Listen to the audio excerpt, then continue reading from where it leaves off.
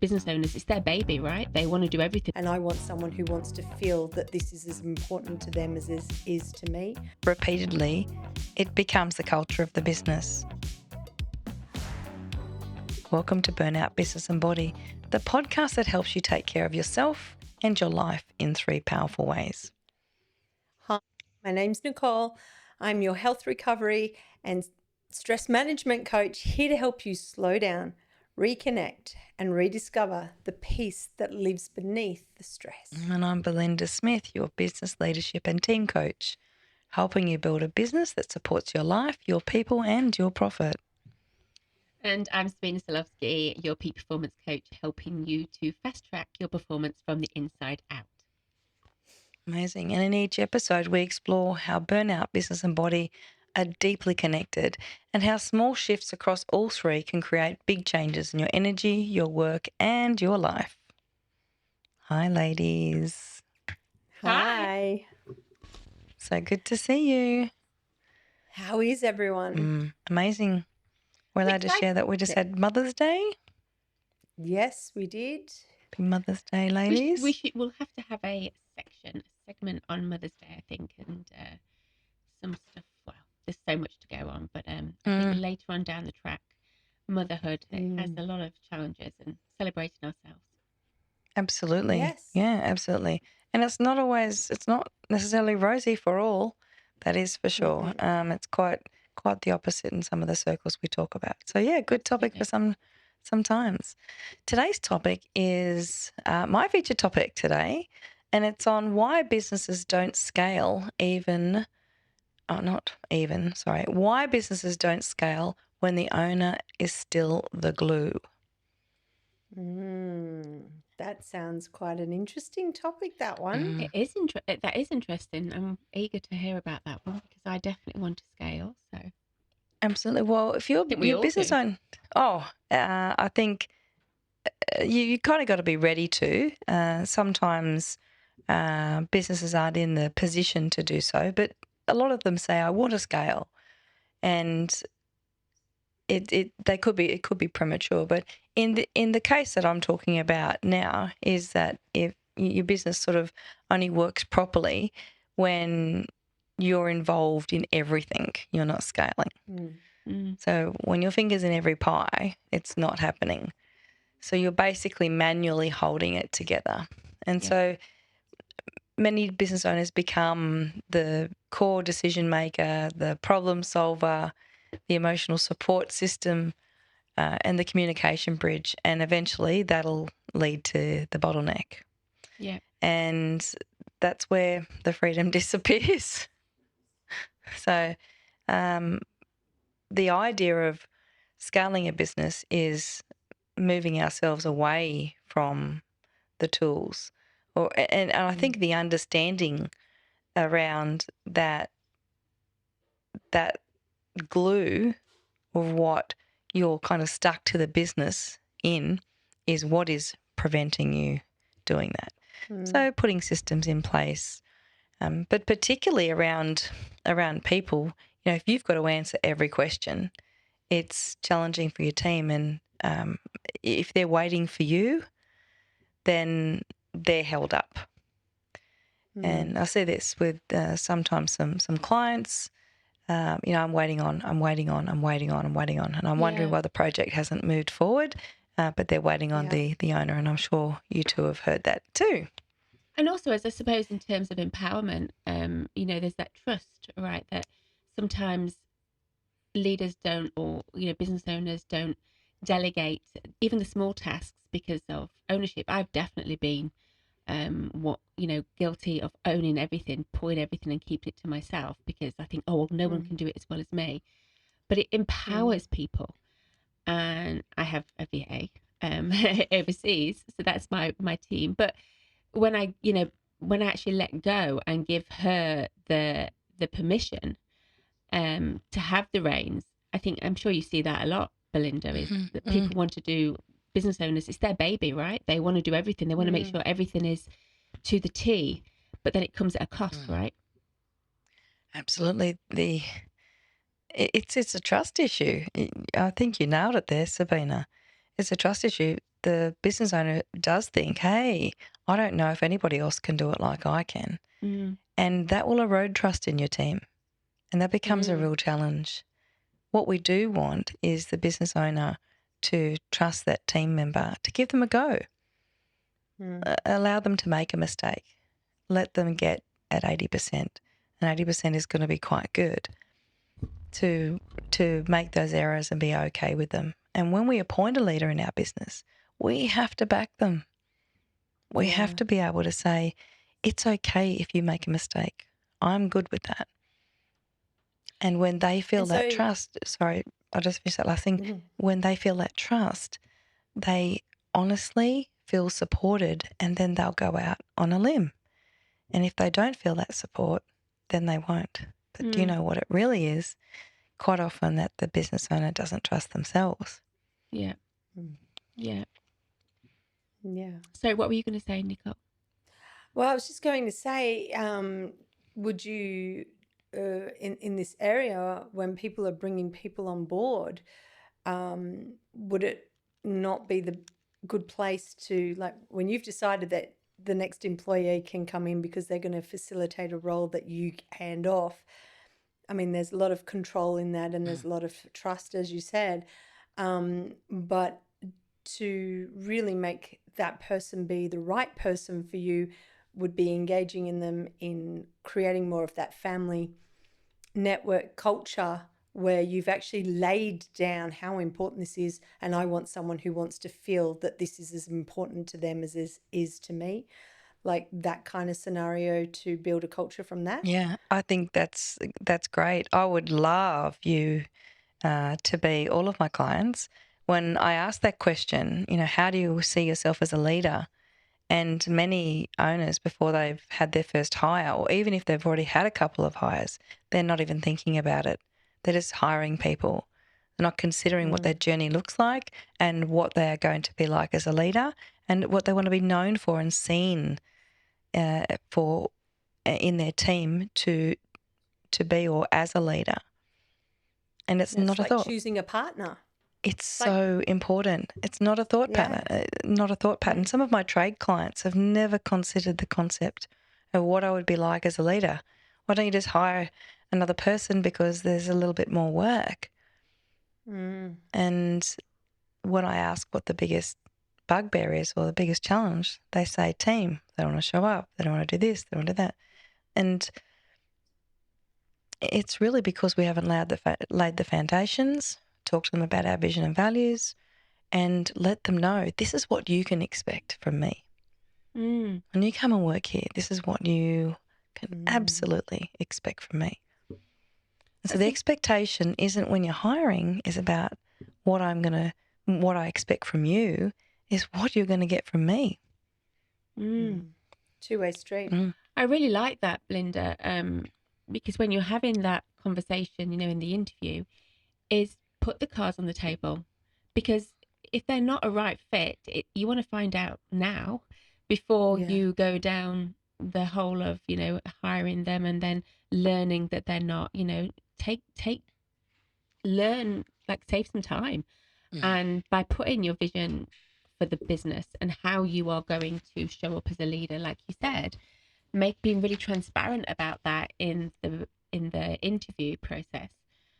I do wonder how many businesses are that transparent, because it takes a bit of bravery to do that, but it will save time in the long run and a lot of stress and a lot of money in the long run by just being really transparent about how it is you are having that conversation with a coach like yourself, but also having it with yourself so that you can convey that really succinctly. This is what you can expect when you work with me, and they're completely their eyes are wide open when they jump in. Great point. Well, there are 9 areas to vision and values when I finish the workshop, and one of them, of course, is that expectation, and that is of self. What you can expect from this business when you come and work. And I was helping a client interview in the last couple of days, and we finished the interview, and this is how I like to finish an interview these days as I've grown, is, thank the person for coming along. And sometimes they have questions, so feel free to text me a bit later. And here's a copy of our vision and values. I'd like you to have a read over that and contemplate how that interview was today and how you felt with us, and let me know if we align and you're still interested to move it ahead to the next stage. I'd really like that. Wow, I love that. It works. It works. The texts come back like I'm in, or I'm not sure it's for me. And then, of course, we're not wasting their time or our time. Yeah. And you know who's still in the running. Amazing. And so we have a very, very quick short list. So that's a little tip from me today about what happens when you finish your interview. We want to know who's still in the pack. Yeah. I wonder what would be if people learnt the vision and values before they entered the interview. Because then I suppose they would have a bit more of an understanding. I suppose they could prepare, and then you could do some kind of something similar as well. Is that like they still have to, just a revision of the values that we went over initially, because then they're completely they should be so familiar with that it should go so much better. I wonder if that's... Well, the step before that, Sabina, you're very right. The step before that is, and I was talking from interview onwards, the step before that is the ad. The vision and values were conveyed in the ad. And so if this resonates with you, please apply. That's great. So that's the first step. So we have that very clearly articulated. And they're all the words of the client. They have decided... how they feel about their business, what their trajectory is and what they want to do moving forward. And we craft that into a document. It's given to all employees and it's looked upon each day and in every meeting. It's a very, very important document. It also helps them make decisions. I'll tell you about that if you want to know. That's great. Yes, I'd love to know. That's fascinating. Well, let's say you had a value, a core value of connection. And it's easy for us to talk about that because it's a core value of ours, core value of connection. And that is quite specific in everything you're doing and you're talking about. And somebody wants to do something or asking you to do something in your business that will void that will be disconnected. It will not be aligned with your values. It's a really easy way to say no.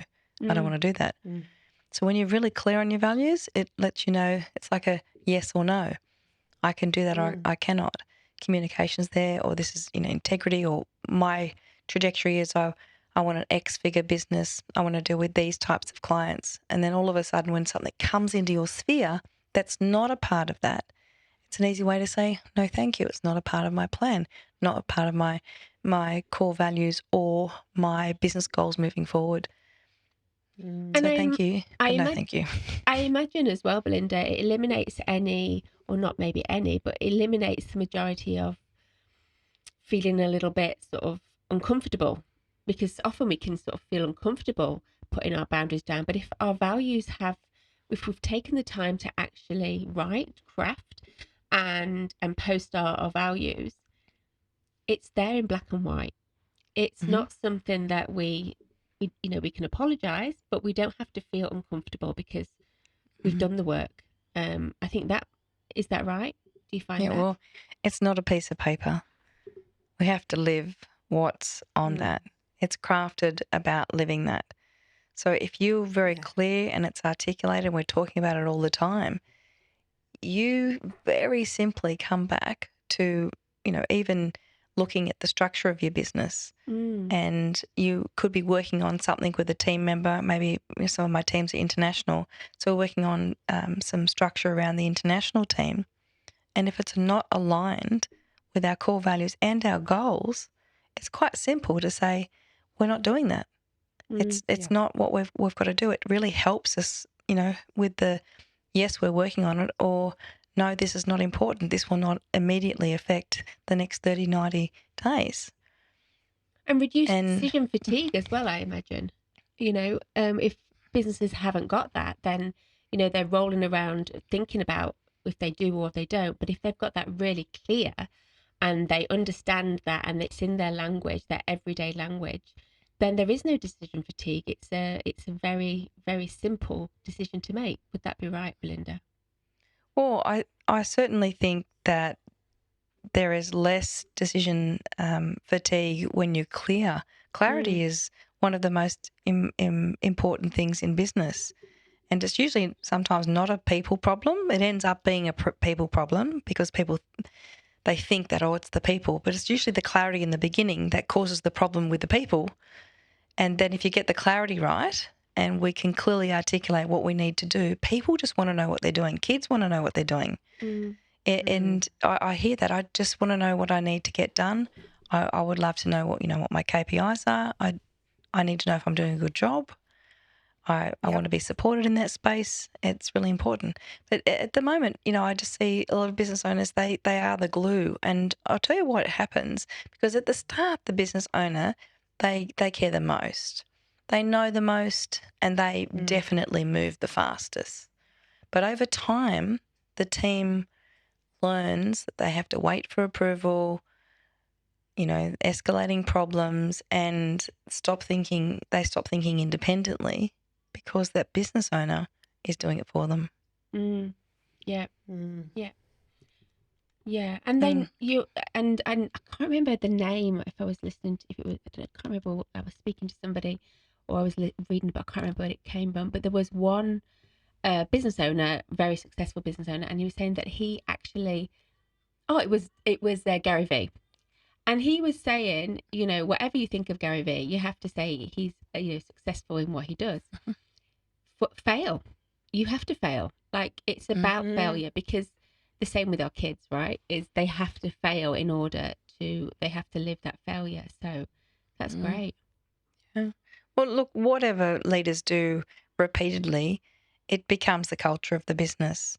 So if they're saying, wait, I'm not sure, I'll get back to you. I need to check. Oh, I've got to do this before you can do that. It'll become the culture, and the teams they just stop thinking for themselves. They really do. And so, Belinda, do you, with your business coaches, you are the coach. I coach coaches too. Clients, you do.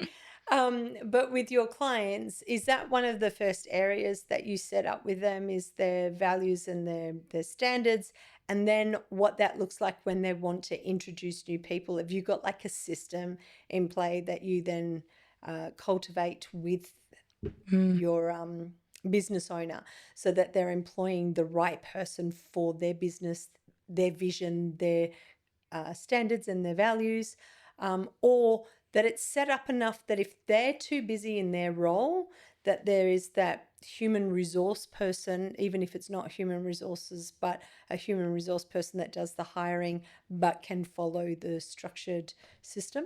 Yes. In a perfect world, yes. That's why the system is in place, and we would do vision and values very early in the piece. Though, can I tell you, a lot of people call them woo-woo.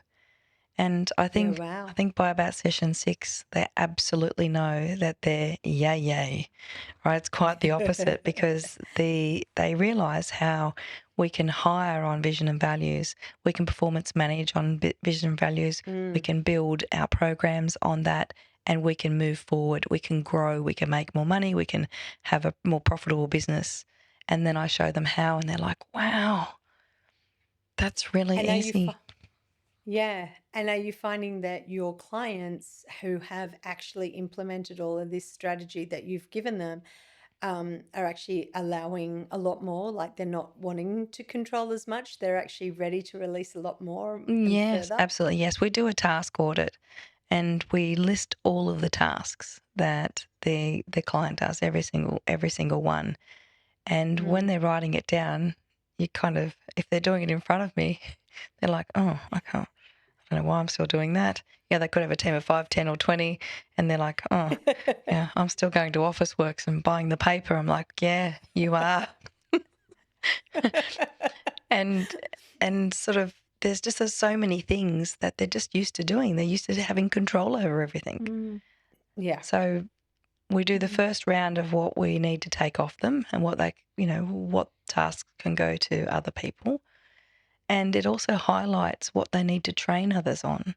And that's the biggest and scariest part, because the training is what they don't want to do. Yeah. It's time consuming. Though, if I don't get my brilliance and transfer it to you, how can you do the things that I do? So it becomes, the leader becomes the core trainer. Yeah. And then they hand the baton. Here you go. Once that baton is handed over to that employee and they're nailing it, they become the trainer. And now you're off that tool. Yeah. Very powerful. And so you move away. So if the hidden cost is the owner becomes really trapped. They're answering things, they're not leading, they're fixing, they're not growing, and their reactivity happens instead of scaling. Yeah. You can understand that, Nicole. The reactivity is going to come in because I'm like, oh, I'll get back to you. I'll get back to you. There's a lot of jumping around. And so... Well, and the pressure emotionally builds. Yeah. So as the business owner, we've already got that pressure, because then we've got, making sure that the income is coming in, it's paying for the stuff that we've got. But then if we're going into the role of, I'm going to micromanage every moment of it, your whole nervous system is just going to get completely dysregulated by all the pressure that mounts. And then you may be able to show up at work and look cool as a cucumber. I guarantee you're heading home and you ain't going to be so cool. So somewhere in your life that will end up, spilling out and spilling over. Yeah. So, and you'll feel awful then, and you'll have your own stuff that comes with that. So it is a very powerful position to be in, that you can have all these systems in play for you to be able to back off and still have a business that is successful, and you've got more time for you, your family, and the things that fill you up, or even if it is scaling even bigger than where you have scaled to. And I think sorry, I'm just going to ask. Can I just ask Nicole a question on that? I was just thinking, if you are scattered like that and you are feeling kind of overwhelmed, Nicole, what's it going to do to your communication as a leader?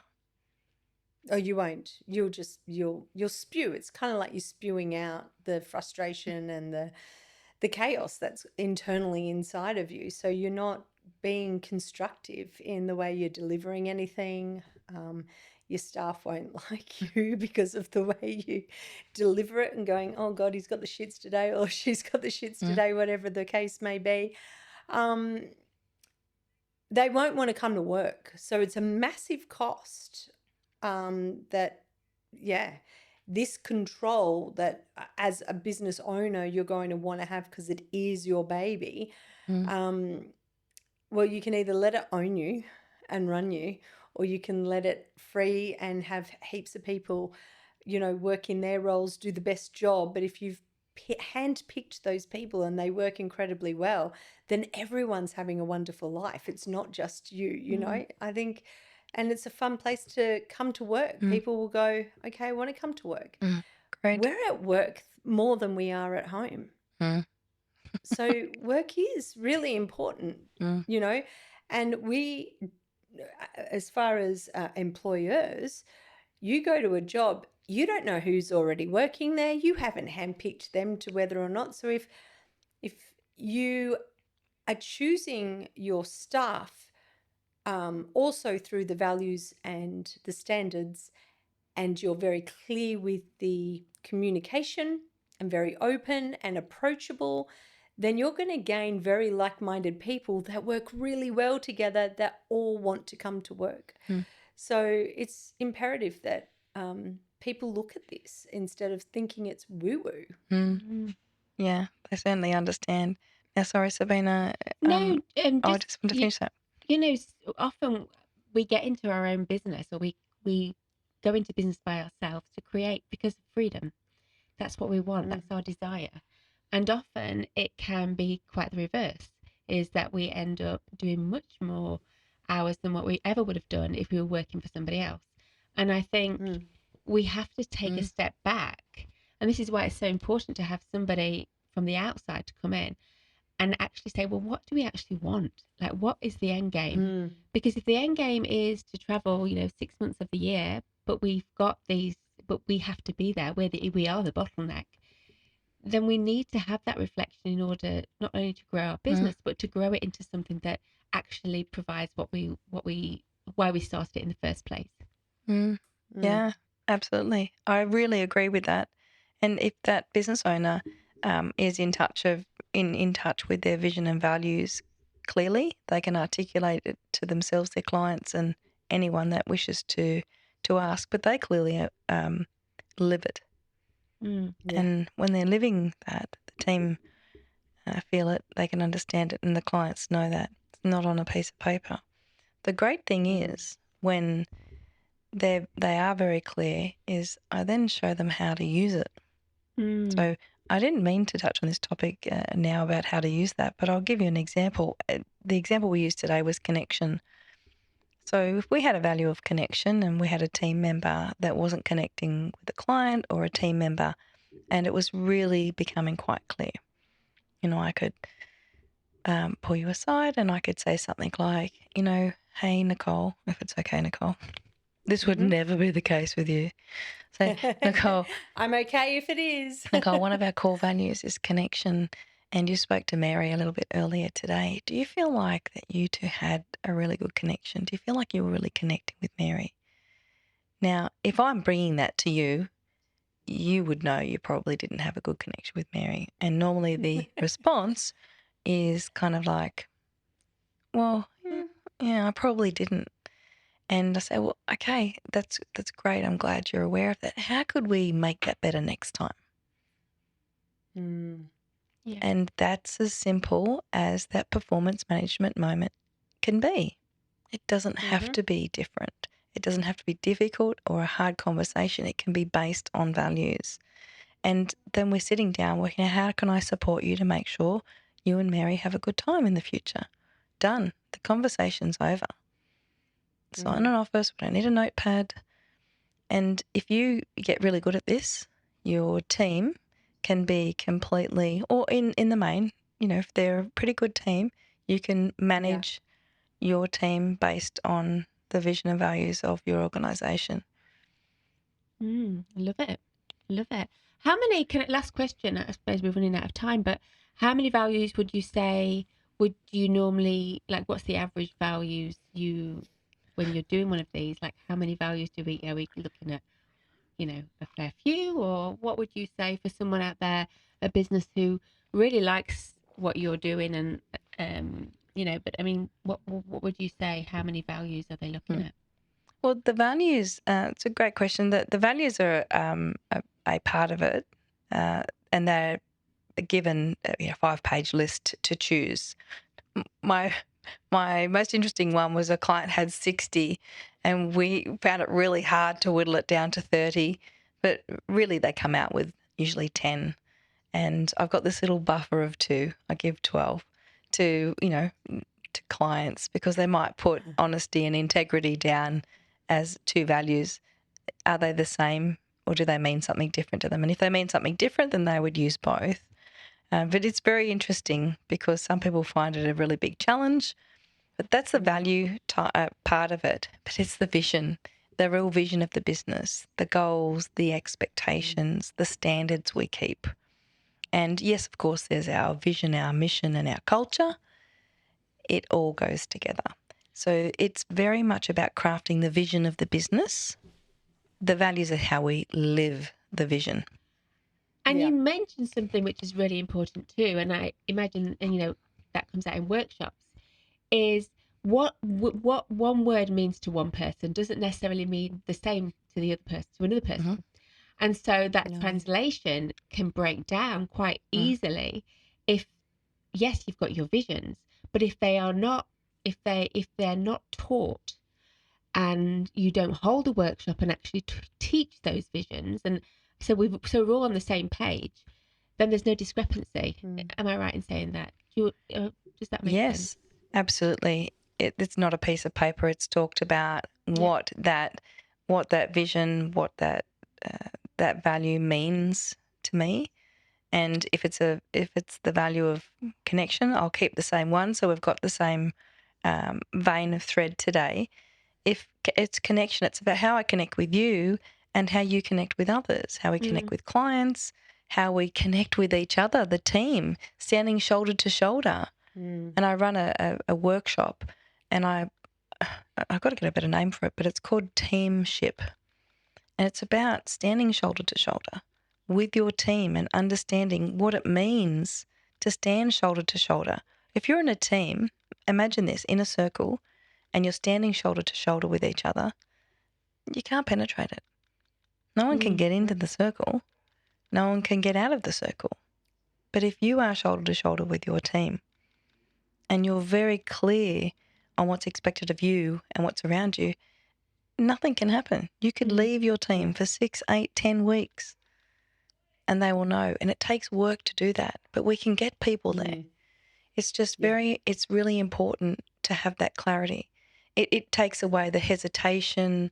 It takes away the poor accountability from the team, and sometimes inconsistent leadership, not only with the leader themselves, but their leadership teams. And so, businesses will leak profit through unclear people. And if we clear that up, if we make sure that we really know what we're doing, we know who we are, we know how we do things, we can work out what tools we need to do. And sometimes we have to do the task audit for the leaders in the business, the leaders of the leaders. So maybe the business owner has a manager and then they've got really big and they're taking on too many tasks. So we have to alleviate, different things. But, the delegation component that is required, it often fails. And it's generally because of the expectations being unclear or the leader rescues too quickly. Accountability can be inconsistent. And so, a lot of delegation isn't delegation. It's like panic dumping. Quick, let's get it done. Yeah. So the real shift is going to come into play when the goal is not to be needed for everything. The goal is to have clarity and ownership, communication, strong people, and I would say consistent leadership. Great topic. Fantastic. Yeah. Love this. So I think my sum up is what I would say to business owners is your job isn't to carry the business forever. It's to build people strong enough that the business can function without you in the middle of everything. Yeah. You don't need to be the glue all the time. No. Yeah. Wonderful. Thank you for that, Belinda. You are welcome. We don't want to leave businesses in such a vulnerable state. That's for sure. So, well, thank you, ladies, for joining me today. I've loved this topic, and I'll just say to our listeners, burnout, business and body aren't separate. They're connected. And when you take care of all three, you don't just survive life, you thrive in it. We're here to motivate, educate, and encourage you to take care of what matters the most, and that is you. If something landed today, don't just nod and move on. Do something with it. Follow the podcast, share it with some people who might need it, or take the next step and work with us or all three through our 8-step growth master plan. We're doing corporate work and we can come into your business and help you take care of burnout, business and body. The links are in the show notes. Thank you. Take care of all three always. See you later, everyone. Thank you. Bye.